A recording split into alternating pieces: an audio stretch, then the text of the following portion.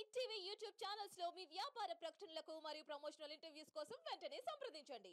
మీ అందరికీ పొద్దున తెలుపడం జరిగింది. సాధారణంగా జాతీయ స్థాయిలో కార్యవర్గం జరిగిన తర్వాత జిల్లాల స్థాయిలో అదేవిధంగా మండల స్థాయిలో కూడా కార్యవర్గం నిర్వహించుకోవడం జరుగుతుంది.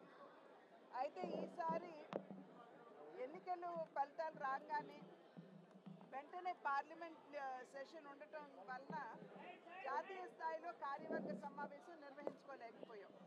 కనుక ఆ సందర్భంలో వెంటనే రాష్ట్ర స్థాయిలో కార్యవర్గాలు పెట్టేయమని చెప్పి మాకు ఇచ్చినటువంటి ఆదేశం. దానికి అనుగుణంగా ఇవాళ విస్తృత కార్యవర్గ సమావేశం అంటే మండల స్థాయి దగ్గర పై నాయకులందరూ ఇవాళ దగ్గర 2500 మంది ఇవాళ ఈ సమావేశానికి హాజరవడం జరిగింది. వారందరినీ కూడా మేము డిజిటల్గా రిజిస్టర్ చేశాము.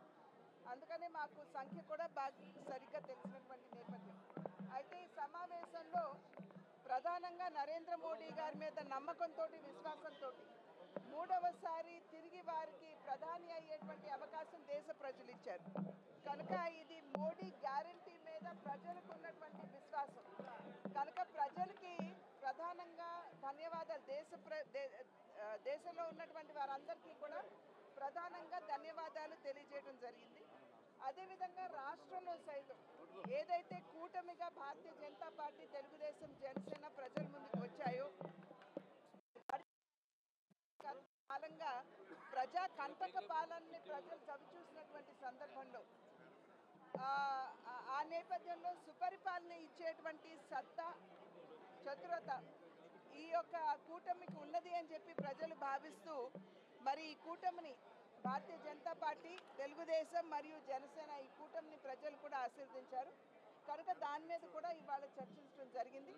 అదేవిధంగా కూటమిలో ఉన్నటువంటి సందర్భంలో మనం ప్రజల వద్దకు ఎలా వెళ్ళాలి అని అంటే మాకు కేంద్రం నుండి సహసంఘటన మంత్రి గారు శివప్రకాష్ జీ, అదేవిధంగా అరుణ్ సింగ్ గారు, మరి కేంద్ర మంత్రి గారు అయినటువంటి మురుగన్ గారు వచ్చారు. వారందరూ ఇచ్చినటువంటి సూచన ఏమిటంటే మంచి సమాజానికి ఉపయోగపడే కార్యక్రమాలు, ఉదాహరణకి చెట్లు నాటడం కావచ్చు, యువమోర్చా ఉన్నట్లయితే ఆటల పోటీలతో కావచ్చు, మహిళలు ఉన్నట్టయితే సెల్ఫ్ హెల్ప్ గ్రూప్స్కి ఏదైనా మంచి కార్యక్రమాలు చేస్తూ కావచ్చు, ప్రజలకి చేరువవుతూ సమాజానికి సేవ చేసే దిశగా. ఎందుకంటే భారతీయ జనతా పార్టీ సేవని నమ్ముకున్నటువంటి పార్టీ, సేవకి పెద్దపీట వేసేటువంటి పార్టీ కాబట్టి ఆ దిశగా అడుగులు వేస్తూ ప్రణాళిక సిద్ధం చేసుకోమని చెప్పి వారు మాకు ఇచ్చినటువంటి సూచన.